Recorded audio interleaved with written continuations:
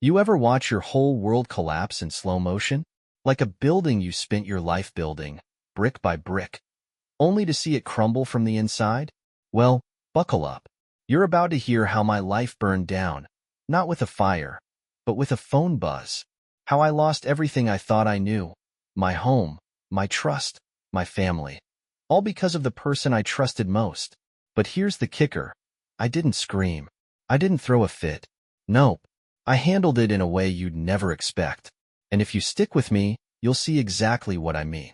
The name's Tom Cavanaugh. I'm not the kind of guy who uses a lot of fancy words. I build things. Houses. Decks. Offices. You name it. I've probably worked on it somewhere around Columbus, Ohio. I've spent over 20 years driving my old Ford F-150 from site to site, Easton, Hilliard, Grandview Heights, and everywhere in between. My hands are rough. My back aches most days, and my boots are always covered in sawdust. But that's just who I am. Honest work. You probably pass my work without knowing it. That cafe on High Street with the red brick walls? Built it. The new condos in German Village with those fancy wooden balconies? That was me, too. I've spent my life building things that last, things with a solid foundation.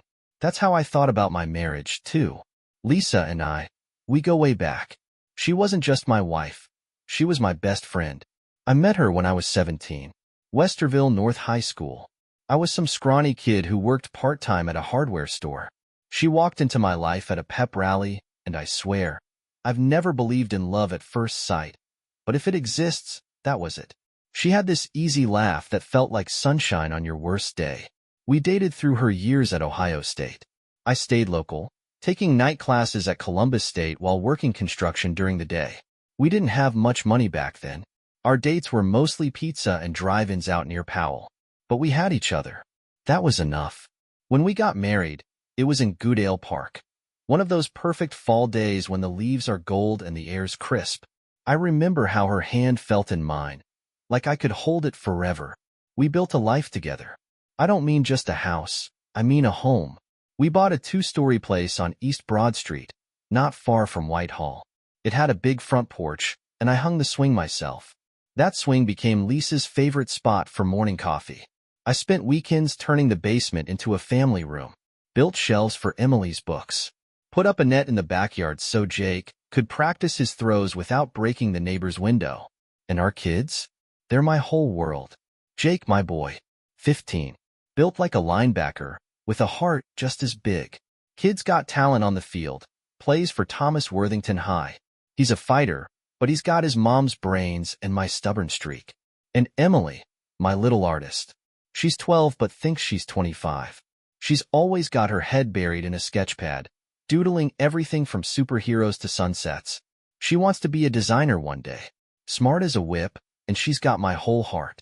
Everything I did, every nail I hammered, every dollar I earned, it was all for them. Lisa worked, too. She had a job over in Westerville at a real estate firm. She was sharp, always on top of her game. Between her career and mine, we had our share of busy days, but we made it work. We'd always been a team. She handled the schedules, the bills, the kids' activities. I handled the house and everything that needed fixing. We met in the middle. That's how marriage is supposed to be, two people pulling together. So yeah, I thought we were solid, strong. But here's the thing about cracks in a foundation. You don't always see them right away. They hide under layers of paint and drywall, getting bigger and bigger, until one day, everything just collapses. I didn't see it coming. Maybe I should have. But that's the thing about trust. You never think you'll need to question it, until it's already too late. And let me tell you, I found out the hard way. Everything unraveled on a rainy Thursday evening in March. The rain hit my windshield in thick, steady drops, smearing across the glass as my wipers slapped back and forth. The sky was the color of wet concrete, gray, heavy, and cold. March in Ohio has a way of dragging winter out longer than it should, and that night felt like winter would never end.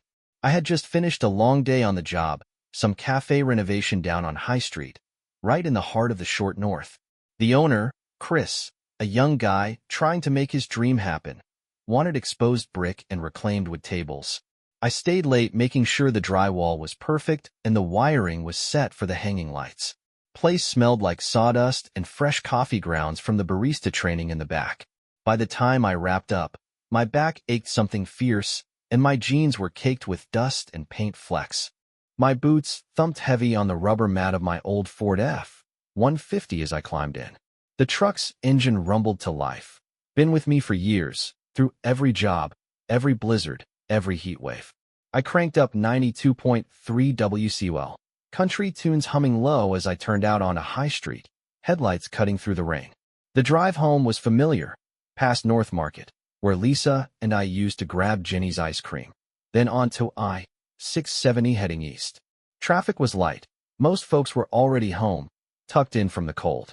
I passed the exit for Easton, where Lisa liked to drag me shopping on weekends. I swear, I've spent more hours on the benches outside Macy's than I have watching football. I pulled onto East Broad Street and felt that small wave of relief you get when you know you're almost home. The porch light was glowing, a soft, warm beacon in the gloom. I parked in the driveway, right next to Lisa's silver Subaru Outback, water droplets sliding down its windshield. Inside, the house smelled like baked ziti, Lisa's go-to comfort meal. I could hear the faint murmur of the TV from the living room. Emily's school backpack was by the stairs, her sneakers kicked off and lying sideways on the mat. Jake's football cleats sat in a muddy heap. I'd told him 100 times to clean them before bringing them inside. But kids don't listen. It felt like every other night. I dropped my tool belt on the bench by the door, the leather creaking as it hit. My boots felt heavy, so I towed them off and padded into the kitchen, the floor cool under my socks. And that's when I heard it. BZZZT. The low hum of a phone vibrating against the counter. I glanced over. Lisa's phone. Screen lit up. A name. Mark H. My brow furrowed. I didn't know any Mark H. I knew her friends. Karen, her gym buddy from Orange Theory, and Megan from her book club. Work friends, too. People she talked about, like Denise from HR, or her boss, David. But Mark H. Never heard of him. The phone buzzed again, the screen flashing. Can't stop thinking about today. A knot tightened in my stomach. I stood there, frozen, my pulse thumping in my ears. I told myself it was probably nothing. A colleague. A realtor from her office. But something felt off. My hand hovered over the phone, fingers twitching. We never hid our phones from each other. Lisa knew my passcode, and I knew hers. But this felt different. I don't know why, but my gut screamed at me. So, I swiped up and opened it. The first thing I saw was a string of messages. Mark H. Can't believe how perfect today was. You looked amazing. Lisa. Your trouble. Mark H. Wish we had more time. I hate saying goodbye. I felt my heart drop, like the floor disappeared beneath me. My hands shook so bad the phone nearly slipped. I scrolled further. Photos. A selfie of her in a hotel room mirror. Her smile wide, her hair down, wearing the necklace I bought her for our 10th anniversary. And then, a hotel receipt. Hyatt Regency. Cincinnati. 2 nights. King room. Paid on our joint card. Our card. I felt something inside me snap. Cold, sharp, and hollow. My mouth went dry. The Hyatt. That's a 2-hour drive south. She told me she was at a work conference in Cleveland that weekend. I had stayed home with the kids, drove Jake to his game, helped Emily with her science project, and even texted Lisa to say I missed her. And she replied with, "Long day, babe. Miss you too." But she wasn't in Cleveland. She was in Cincinnati. With him. I leaned on the counter, my breath coming hard and fast. My palms felt sweaty against the granite. I could hear the rain pattering on the kitchen window, the sound distant, muffled by the storm raging in my chest.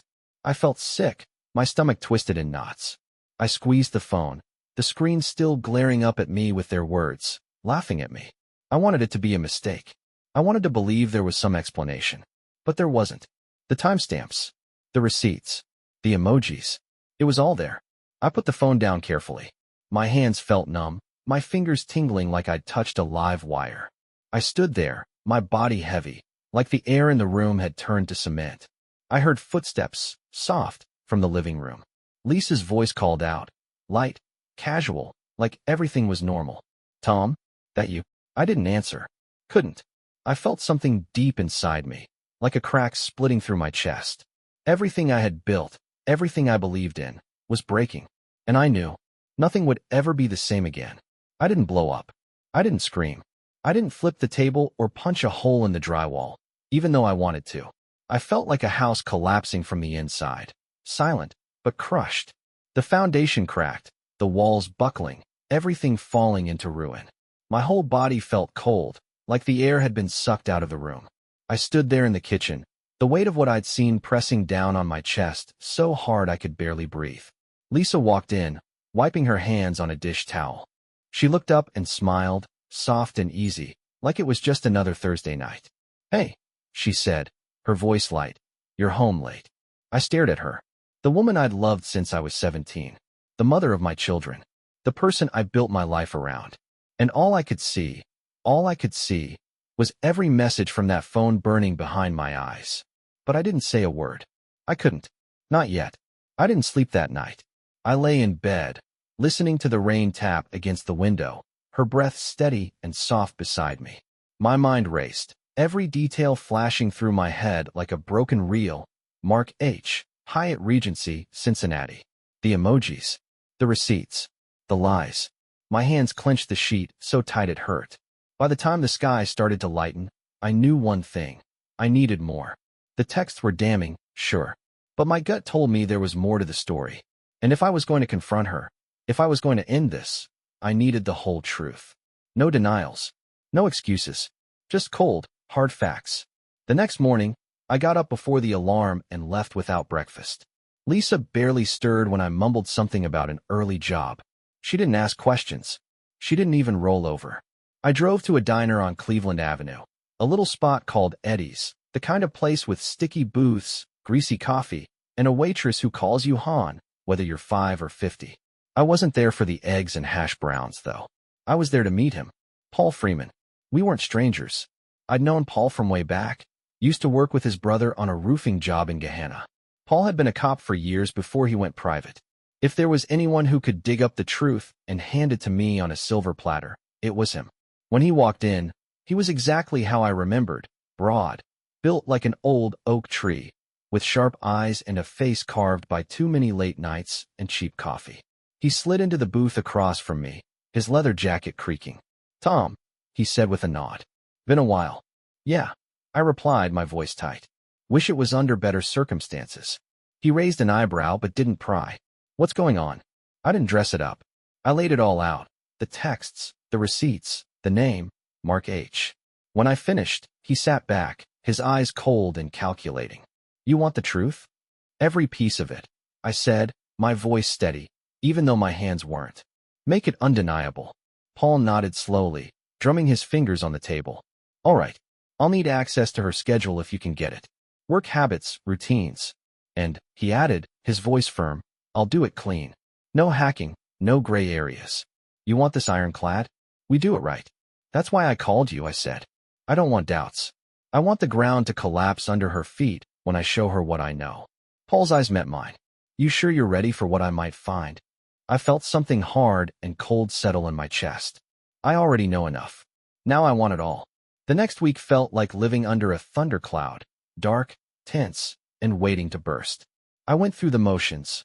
Work sites, grocery runs, Jake's practice, Emily's art show. All while carrying a volcano inside me. Lisa, for her part, acted normal. Almost too normal. She kissed me goodbye in the mornings. She texted me midday with little things. "Need anything from Kroger?" Or "Emily's got a dentist appointment Friday." But I could see it, the cracks under the surface. She kept her phone close, screen down. And some nights, she stayed up late in the living room, answering emails with her laptop. I'd hear her typing, but when I walked in, the screen always flicked off fast. I felt like I was living with a stranger in my own damn house. A few days later, Paul called. "Got something," he said, his voice flat and professional. "Can you meet?" I drove out to his office. Nothing fancy, just a second-floor room above a pawn shop off Morse Road. The blinds were half closed, and the whole place smelled like stale coffee and printer ink. Paul was waiting for me, his laptop open on the desk. "All right," he said, turning the screen toward me. "Here's what I've got so far." I leaned in, my pulse thudding. He started with her routine, workdays at the real estate firm in Westerville.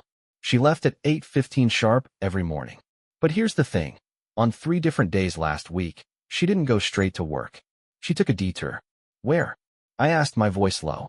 Paul clicked, and the screen shifted to a series of photos. A parking lot. A silver BMW. And her, Lisa, walking up to the car, talking through the window. The driver's face was blurry in the shot, but the plates were clear. Paul zoomed in on them. Ran the plates, he said. BMW's registered to a Mark Hensley. My jaw tightened. Who is he? Paul's voice was like a hammer hitting steel. Works at the same real estate firm as Lisa. Upper management. Been there about 4 years. A cold wave washed over me. All those nights Lisa talked about office meetings, working late to impress her boss. And all the time she said, "You don't need to meet my coworkers, it's just work stuff." I felt my nails bite into my palm. But Paul wasn't done. "There's more," he said. I checked her financials, just what's public, nothing illegal. She booked another hotel stay next week, Thursday through Saturday. I stared at the screen, my heart pounding. Where? Paul turned the laptop. Hyatt Place, Columbus/Worthington. I felt my body go still, like every nerve had turned to ice. There it was. A pattern. A place. A plan. I didn't need to yell. I didn't need to scream. I just needed to finish what I started. Keep going, I told Paul, my voice cold and sure. Get me everything. Paul nodded. You'll have it. I walked out into the cold March air, the wind cutting through my jacket. The sky was heavy with clouds, the promise of more rain. But inside me, something else was building. Not rage, not sorrow, something harder, something that wouldn't break. I never imagined. The Hyatt Place, Columbus/Worthington. I knew the spot. Right off US 23 and I-270, near the Worthington Hills area. Modern, clean, the kind of place that gets business travelers and weekenders. Not flashy, but private. A hotel people choose when they want to stay close to the city without being in the city. Paul had already done his work. I planted a camera, he told me, his voice all business. Room 214. Motion activated. Got their check-in, their comings and goings. And, he paused, his tone lowering. I made sure the timestamp's clear. There's no doubt. This is everything. He handed me a small flash drive. No label. Just a cold, gray piece of plastic that weighed more than a brick in my palm. I stared at it. This what you wanted? He asked. I felt something crack inside me. A slow, deep break. No, I said quietly, but it's what I needed. That night, I couldn't go home. Not yet. I needed to see it, to know. So I pulled into a Speedway gas station off Broad Street. Parked at the edge of the lot, under a busted streetlight, away from the pumps. Rain pattered on my windshield, and the air smelled like wet asphalt and diesel. The truck's interior felt tight, too small for the weight in my chest. My breath fogged the glass as I plugged the flash drive into my laptop. The screen flickered, and then, the footage. The timestamp glowed in the corner. Hyatt Place, Columbus/Worthington. Room 214. The door opened. Lisa. My Lisa. She stepped inside, and behind her, him. David Hensley. Mr. Freaking Perfect. Same polished smile I'd seen in the Christmas party photos she showed me last year. Same expensive watch. Same smug face. They talked. She laughed. God, she laughed. That laugh. Our laugh. The one I used to live for. But not with me. With him. I felt my chest tighten, my pulse pounding in my ears. I gripped the steering wheel so hard my knuckles burned. My teeth clenched so hard my jaw ached. I couldn't breathe. Couldn't think. I wanted to tear the laptop apart. Hurl it through the windshield. But I didn't. I just sat there. Frozen. I don't know how long I watched. Minutes? Hours? Felt like forever. And when it was over, I slammed the laptop shut. The truck fell into silence, except for the steady thump-thump-thump of the rain and my ragged breathing. I sat there in the dark, parked behind that Speedway, my hands shaking against the steering wheel. A year ago, I stood in our backyard with Lisa, watching the kids chase fireflies. We toasted our anniversary with cheap wine and laughed about growing old together. Now I watched my marriage die on a tiny screen, pixel by pixel. The weight in my chest felt like it would crush me, but I didn't cry. No, I just felt cold. I didn't confront her immediately. No, I waited. Because some truths deserve a stage. Thanksgiving. Family dinner. A time for gratitude. A time for truth. The smell of turkey filled the house, rich and warm, mixed with the sweetness of baked yams and the buttery scent of mashed potatoes. Lisa had gone all out. Her usual spread, green bean casserole, cranberry sauce, and her homemade pumpkin pie cooling on the counter. She always made Thanksgiving feel special, from the fine china to the little name cards Emily made when she was younger. The house felt alive. Laughter echoed from the living room. Jake and Emily ribbing each other over some TikTok video, their voices bright and carefree. The Macy's parade droned on in the background, the colorful floats drifting past a gray New York skyline. It felt like every other Thanksgiving, except it wasn't. I stood in the kitchen doorway, watching Lisa carve the turkey. She smiled at me over her shoulder. "Almost ready," she said cheerfully, wiping her hands on her apron. "Can you call the kids to the table?" I nodded, my voice tight. "Yeah, I got it." Jake, 15, strong, and full of that teenage bravado, was already piling his plate before I could call him. "Man, this smells amazing," he said, his grin wide. Emily, with her sketch pad tucked under her arm, slipped into her seat. "Mom, did you make your apple cider?" she asked, eyes hopeful. Lisa smiled warmly. "Of course I did, sweetheart. It's on the counter." The warmth in the room was almost unbearable, because I knew I was about to burn it all down. The table was set, plates full, glasses poured. Jake cracked a joke, and Emily giggled. Lisa reached over and squeezed my hand. "Happy Thanksgiving, babe," she said softly. I squeezed back, but my hand felt like stone, my heart like ice. We ate. We talked. Jake bragged about his last game. Coach said I hit like a freight train. And Emily showed off a new sketch of the Columbus skyline. Lisa chimed in with stories from work. She even mentioned Dave, her boss. She said his name casually, without a flicker of guilt. My stomach turned. Dessert came. Pie was served. The kids were full and laughing. Lisa sat back, her cheeks flushed from the warmth of the kitchen, and sighed happily. "I think this might be our best Thanksgiving yet," she said. I felt the folder in my jacket pocket. Thick, heavy, the weight of every lie she ever told. But I didn't reach for it. Not yet. Instead, I reached for the remote. "Let's watch something together," I said, my voice calm. Too calm. Lisa blinked. "Now? But we haven't even cleared the—" I clicked the remote. The TV flickered to life. Not football. Not the parade. A video. The timestamp. Hyatt Place, Columbus/Worthington. Room 214. The room went silent. The kids' smiles faded. Jake's fork hit his plate with a clatter. Emily froze, her eyes wide. Lisa turned white. On the screen. Her. Walking into that hotel room. Him. Right behind her. They laughed. Talked. It was all there. Every second.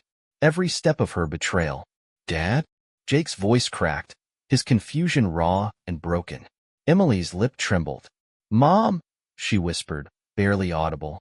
Lisa's voice faltered, her eyes locked on the screen. "Tom, please," she choked out, her face drained of all color. "Not like this." But it was exactly like this. Exactly. I stood slowly, pulling the folder from my jacket. Thick. Full. Every text, every receipt, every photo, printed, organized. Truth, in black and white. I dropped it on the table with a dull thud. Her eyes, God, her eyes, when they met mine. Wide. Pleading. But it was far too late for that. I reached into my pocket one more time and pulled out the papers. The final blow. "Sign them," I said, my voice cold and steady. "And get out." The world stood still. Lisa's lips trembled. "Tom," she whispered, her voice cracking. "Please. The kids." My voice cut through her plea like glass. They deserve the truth.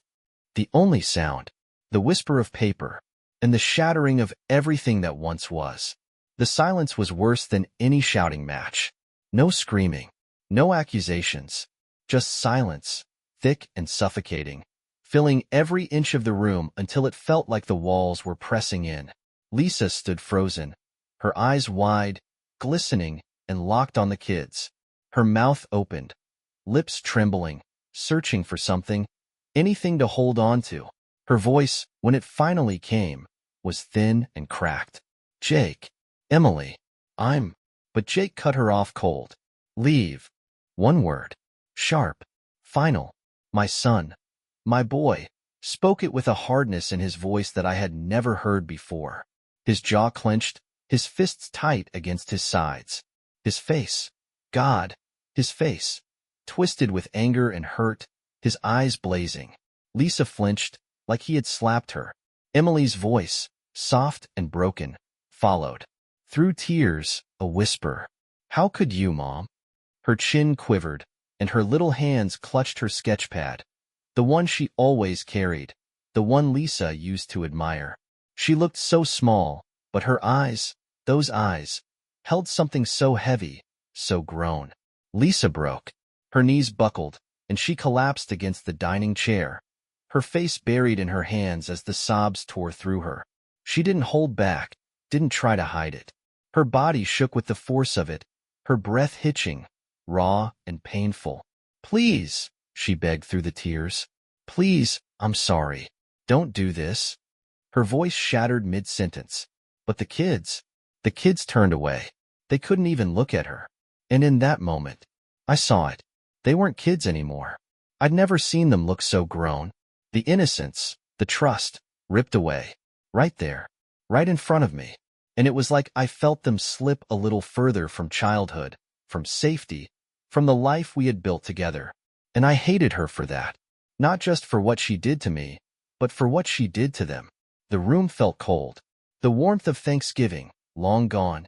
The scent of the turkey, the pie, still in the air, but it felt wrong now. Like a lie. The only sound, Lisa's broken sobs. My voice, when it came, felt like it belonged to someone else. Cold. Hard. Sign. I placed the divorce papers on the table. The folder sat there, thick, heavy, full of everything that brought us to this moment. Her head lifted. Her tear-streaked face crumpled in disbelief. "Tom," she pleaded, her voice raw, shredded from crying. Don't do this. We can." "No," I cut in, my voice flat. "We can't." Her lips parted, but no sound came. She knew. She could see it in my face. There was no coming back. No saving this. Her hand trembled as she reached for the pen. Fingers shaking. She paused, the tip hovering above the page, her whole body trembling. Her tears fell, blotting the paper, dark spots soaking into the fibers. She pressed down. The pen scratched against the page, and with every letter, every stroke, something shattered between us. Lisa Cavanaugh. Her maiden name, Holloway. With one final scrawl. It was done. The air felt different, like a storm had passed, leaving ruin in its wake. Lisa's hand fell limp, the pen clattering to the table. She stared down at the papers like they had sucked the life out of her. She looked up at me, eyes pleading, searching for something, anything. But there was nothing left to find.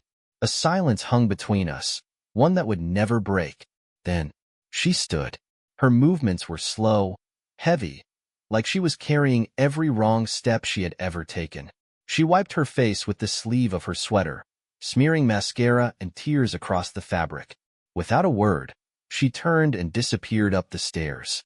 I heard drawers open, the closet creak, the soft thump of clothes hitting a suitcase. Emily stayed still, her eyes downcast, her chest rising and falling with quiet sobs. Jake sat rigid, his fists still clenched, his jaw tight. Neither of them spoke. Neither of them moved. Minutes passed, felt like hours, before Lisa reappeared at the bottom of the stairs. A single suitcase in her hand. Her face was pale, her eyes hollow, red-rimmed and swollen. She opened her mouth, but no words came. Her gaze turned, one last time, toward Jake, toward Emily. But they didn't look back. Her lips pressed together, hard. A fresh wave of tears swelled, but she swallowed them down. She turned to me, a silent question in her eyes. "Is there nothing left?" I gave her the answer she already knew. Her hand found the doorknob. It turned with a soft click. The night air rushed in, cold, biting. She stepped out, the wheels of her suitcase rattling against the concrete. The Subaru sat in the driveway, silver, familiar, our family car. She opened the door, her fingers lingering on the handle, like letting go of it meant letting go of everything. But she did. The door thumped shut. The engine coughed, then rumbled to life. Headlights swept across the porch. And then, her taillights, red, glowing, they faded down the street, disappearing into the dark. The house was silent, not the comforting kind, the empty kind. I looked at the table, the plates, the half-eaten pie, the seats that felt so much fuller only an hour ago. Then I looked at my kids. Jake, staring down, his fists on his knees. Emily, shoulders shaking, her face buried behind her sketchpad. I felt something inside me break. I had one, but it sure didn't feel like it. The divorce was quick. Lisa didn't fight it. She didn't contest custody. She barely said a word in court. Just sat there, hollow-eyed and silent, signing away the life we built. I barely looked at her. What was left to say? Within weeks, it was final. She was gone from our house, but not from the wreckage she left behind. Jake wouldn't take her calls. His phone would buzz, Mom lighting up the screen, and he'd swipe it away, jaw tight, eyes hard. I caught him once, staring at his phone after another missed call, his thumb hovering over the screen. But he just turned it off, muttering, she made her choice. Emily ignored her texts. Her phone pinged with message after message, sweetheart, please talk to me. I miss you. I love you. But Emily never replied. She'd just flip her phone face down on the table and bury herself back in her sketchpad, headphones in, shutting the world out. Birthday cards arrived, bright envelopes with Lisa's handwriting. They sat unopened on the kitchen counter for days until Jake finally tossed them into a drawer without a word. The kids stayed with me, but the warmth in our home was gone. I tried to fix it. God, I tried. I took them for pizza at Tommy's on Lane Avenue, our old spot. But the laughter that used to come with extra pepperoni and root beer floats was gone. Jake picked at his food. Emily doodled on the napkins. I drove us out to Buckeye Lake on a Saturday. The wind whipped cold off the water, but I thought maybe some fishing, some fresh air, would help. Jake sat with his rod in hand, staring at the bobber but not really there. Emily just stayed wrapped in her hoodie, knees hugged to her chest, watching the gray water without a word. I even tried movie nights. Blankets, popcorn, the works. But the couch felt too big with the three of us. The air was too quiet. And halfway through, Emily slipped off to her room. Jake stayed, but his eyes weren't on the screen. I patched drywall once where a pipe burst. Behind the wall, everything was soaked, rotted through. On the surface, you could fix it, spackle, sand, paint. Make it look good as new. But underneath, still damaged. That's what our home felt like. I could fix the house. But I couldn't fix this. Nights were the worst. I'd lie in bed, staring at the ceiling, listening to the silence where her breathing used to be. I thought I'd be relieved when she was gone. But there's something about empty that eats at you. I'd roll over and see the cold side of the bed, bare. And it felt like sleeping next to a ghost. The whole damn house felt like that. Haunted. Her coffee mug still sat in the cabinet. Her perfume lingered faintly on the upstairs hallway. A sweatshirt she'd left behind hung in the back of the closet. I couldn't bring myself to throw it out, but I sure as hell wasn't going to wear it. The hardest part wasn't my own pain. It was watching them hurt. Jake, my boy, so damn angry, but it wasn't the loud kind. It was the cold, bottled-up kind. He stopped cracking jokes. Stopped talking much at all. When I'd ask how he was doing, he'd just grunt, fine, and disappear to his room. Football became his only outlet. And on the field, he hit hard. Too hard. During a game against Dublin, I watched him slam into a kid twice his size and send him sprawling. The crowd roared, but I saw it. The rage behind his hits. The frustration. The hurt. His coach pulled him aside, and I could see them talking, Jake's face tight. When he came off the field, I tried to reach him. You okay, son? But he brushed past me, his eyes burning. Emily, my sweet girl, shut down in a different way. She lived in her room. Barely spoke. The only sound was the scratch of her pencil on paper. She filled sketchbooks, page after page. I saw some once. She didn't draw landscapes or animals like she used to. She drew faces. Jake's, mine, and Lisa's. But in every sketch, Lisa's face was torn. I didn't know what to do. So, I did what I always do. I worked. I buried myself in projects, fixing, building, hammering. Because with wood and nails, I knew what I was doing. With this, with my kids, with their pain, I felt helpless. The neighbors noticed. Mrs. Callahan from across the street, always pruning those damn rose bushes, stopped me one morning. "Tom," she said softly, "how are you and the kids holding up?" I forced a smile. "We're managing." She nodded but didn't buy it. "If you ever need anything, just holler." Nights dragged into weeks. Weeks blurred into months. Christmas came. The tree went up. Emily decorated it, mostly. Jake hung a few ornaments and went back to his room. I lit the fireplace, put on the carols, tried to make it feel like Christmas. But no stockings for Lisa. No gifts from her under the tree. Just a card, arriving in the mail. Emily opened it, her eyes scanning the page. Then, without a word, she dropped it into the fire. I stood there, watching the flames eat the paper. It felt like the last piece of something burning down. The house was quieter than ever after that. Jake was gone most nights, lifting weights, running drills. Emily spent her time behind closed doors, the scratching of her pencil the only sound from her room. I worked, ate, slept, repeated. We moved through the same house, but felt like strangers under the same roof. And I realized, I had lost more than a wife. I had lost the family we used to be, and I didn't know if I'd ever get it back. Years passed. Life marched on. The days after the divorce turned into months, and the months blurred into seasons. Seasons into years. Jake grew into a man. He shot up past me, 6'2" by senior year, broad-shouldered, sharp-eyed, and tough as nails. He played his last game at Thomas Worthington High under a sky streaked with October gold. I still remember the roar of the crowd when he nailed that final tackle. I yelled myself hoarse from the stands. He didn't smile much back then, but that night, he did. Just a little. He got a football scholarship to Ohio State. I was proud enough to burst, but when we packed his things into my truck and drove down to his dorm off Lane Avenue, I felt something else, something cold and hollow. I was letting him go. Emily, my sweet girl, grew into herself. Art became more than a hobby. It became her world.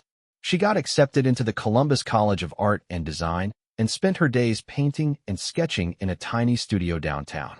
She had her mother's eyes, but carried a different kind of fire. Quiet, focused. And me? I kept building. Houses, decks, anything that kept my hands busy and my mind from drifting. Lisa faded into the background of our lives. She tried. Cards, texts, emails. She sent gifts at Christmas, flowers on birthdays. But none of it found its way through. Jake wouldn't answer. Emily wouldn't reply. The distance between them was a canyon that no apology could bridge. The years rolled over it, burying it deeper. And then, Jake met a girl. Her name was Rachel. He met her in college, some group project, I think. She was warm, smart, and had a laugh that could light up a room.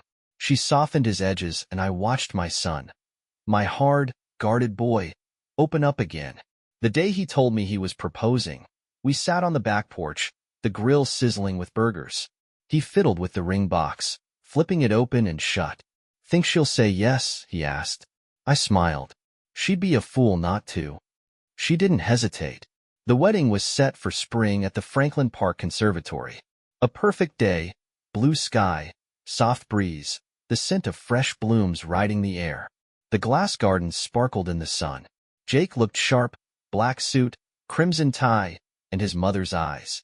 His hands were steady, but when I straightened his collar, I felt a slight tremor. "Nervous?" I asked.